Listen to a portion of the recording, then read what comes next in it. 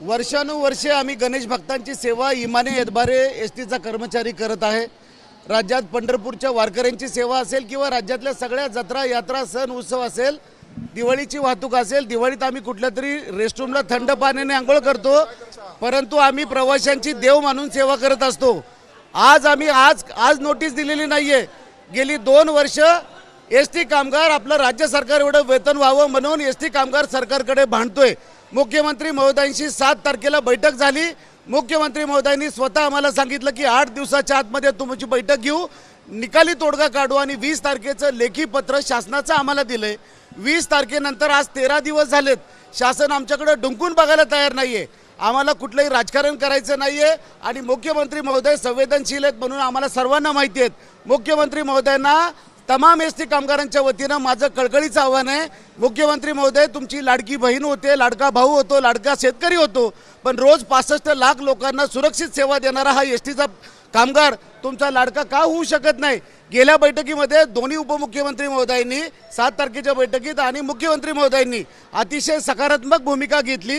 आमच्यावरती एकदा final road map करून या आणि तुमचं आपण 20 तारखेला त्या ठिकाणी निर्णायक बैठक घेऊ असं सांगितल्यानंतरही आज आम्हाला ऐन सणासुदीच्या दिवशी एस टी कामगारांना तळतळ करायला लागते। राज्यातला सगळा कर्मचारी आज धरणे आंदोलनासाठी का उपस्थित झाला आहे, तर त्याला माहिती आहे की प्रत्येक वेळेस आमची फसवणूक होतीये, प्रत्येक वेळेस आम्हाला आश्वासन दिलं जातं आणि आमची फसवणूक होतीये। खाकी कपडे आम्ही घालतो, पोलीस बांधवही घालतात, आमचे प्रमुख शासनाचे प्रमुख मुख्यमंत्री आमचे परिवहन मंत्री आहेत आणि महामंडळाचे अध्यक्ष आहेत आणि तुम्ही आमचे प्रमुख असताना आमचा पगार का कमी? मग आमच्या मुलाबाळांच्या काही गरजा नाही आहेत का? आमच्या मुलाबाळांना शाळेत दप्तरं लागत नाहीत का? वह्या पुस्तकं लागत नाही आहे का? आणि म्हणून एस टी कामगारांच्या वतीनं मी प्रवासी बांधवांची जाहीर माफी मागतोय की बाबांनो, एवढी वर्ष आम्ही सेवा करतोय ना, तर आमच्यासाठी थोडं तुम्ही सहन करा। हा तुमचाच भाऊ आहे। अगदी आम्ही भरलेल्या बॅगा भरलेल्या सोन्या नाण्याच्या बॅगासुद्धा आम्ही परत लोकांना प्रामाणिकपणे परत केल्यात। गाडीमध्ये अटॅक आलेल्या माणसाला CPM देऊन आमच्या कंडक्टर भगिनींनी जीव वाचवलेत। आमच्या चंद्रपूरच्या करुणा गोंडाने नावाच्या भगिनींनी गाडीमध्ये सेफ डिलिव्हरी केली आहे। एस टी कामगारांचं योगदान या राज्यासाठी खूप मोठं आहे आणि म्हणून जरी आता आज तुम्हाला मुंबई सेंट्रलला प्रवाशांचे हाल होताना दिसत असतील, मी जाहीर माफी मागेल, कारण प्रवासी हे आमचं दैवत आहे हेच मानून आम्ही काम करतो। पण आमच्या घराकडे कोण बघणार आहे? आमच्या पगारपत्रिकेकडे कोण बघणार आहे? आमच्या मुलाबाळांची सोय कोण बघणार आहे?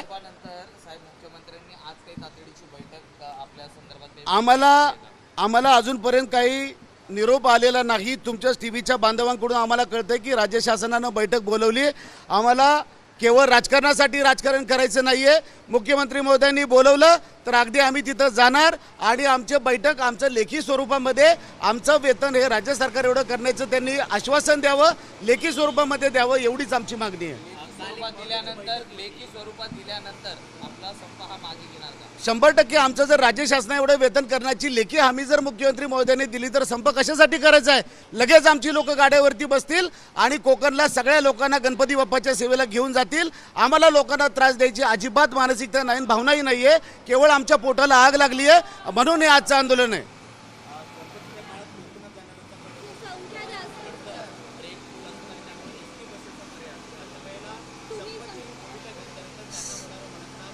साहेब, आमची लोक विदर्भातून मराठवाड्यातून आमची लोक गणपतीच्या चाकरमान्यांची सेवा करायला निघायच्या तयारीत आहेत। मुख्यमंत्री महोदयांनी आमची बैठक बोलवायची आहे आणि आम्हाला लेखी स्वरूपामध्ये आमच्या मागण्या मान्य केल्याचं पत्र द्यायचं। विषय काय राहतोय? आम्ही गणपती बाप्पाची सेवा करायला कोकणात काय कुठेही जायला तयार आहोत। कोरोनाच्या काळात बॉर्डरवरती लोक सुटली, अख्खी मुंबई बंद होती, महाराष्ट्र बंद होता, 350 लोकांनी प्राणाची आहुती दिली, पण मुंबईकरांची महाराष्ट्राची सेवा करण्याचं काम केलं। हे योगदान प्रवासी बांधव जमेत घेणार नाहीत का?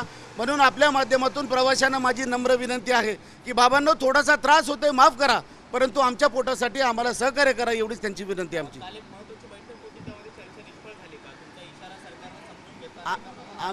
आमच्या महामंडळाचे व्यवस्थापकीय संचालक डॉक्टर माधवजी कुसेकर कामगारांच्या आणि प्रवाशांच्या बाजूने आहेत। पहिल्यांदा असे VCMD आम्हाला लाभलेत की ज्या प्रवाशांच्या तक्रारी प्रत्येक विभाग नियंत्रकाला ऐकायला लावतात। अतिशय चांगल्या प्रकारचं काम चाललंय, एसटीत फायद्यात येऊ पाहते, हे त्यांचे निर्णय अतिशय चांगले होत आहेत। परंतु शेवटी त्यांना पैशाची गोष्ट येते, एसटीकडे आता स्वतःचा पैसा राहिलेला नाहीये आणि म्हणून राज्य शासनाच्याच मदतीची आम्हाला अपेक्षा आहे। आता आमचं धरणं आंदोलन आहे, राज्यातल्या सगळ्याच कर्मचाऱ्यांनी धरण्याला बसणं पसंत केलं आहे, त्यामुळे सगळे धरण्याला येऊन बसणार आहेत. आमच्याकडून कुठल्याही प्रकारे म्हणजे दंगा होणार नाही, कुठली मस्ती होणार नाही. लालपरीवर तर दगड अजिबात नाही. आमची आई म्हणून आम्ही लालपरीकडे बघतो, इतरांसारखे आम्ही नाही आहोत. आणि म्हणून धरण्याला आम्ही बसणार आहोत. जोपर्यंत आमच्या मागण्या मान्य होणार नाही तोपर्यंत बेमुदत धरणं राज्यभर चालू राहील. पण सर ज्यांना जायचं असेल, ज्या एसटी कर्मचारी या संपात सहभागी होणार असतील 35 अग्र आपली बंद असल्याची माहिती मिळते, नेमकं काय आहे? ठीक आहे, माहिती घेऊया आपण. राज्यातला एकूण जर ट्रेंड बघितला आत्ताचा, तर राज्यातले सगळेच कर्मचारी धरणे आंदोलनाला बसायला उत्सुक आहेत. हाच मेसेज आता राज्यभरातून येतोय. ज्या काही मेसेजेस येतात, टी व्हीला बातम्या दाखवल्या जातात, चांद्यापासून बांद्यापर्यंतचा एस टी कर्मचारी हा आपल्या वेतनासाठी आता धरणे आंदोलनाला बसायला तयार झाला आहे. केवळ संप करणं, बंद करणं, धरणे धरणं हा उद्देशच मुळात नाही आहे. उद्देश आहे की आमचं गारणं मुख्यमंत्री महोदयापर्यंत पोचवावं.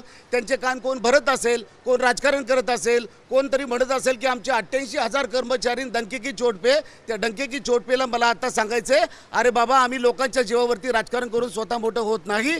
आम्ही कर्मचारी आहोत, कामगारांसाठी लढणारे आहोत.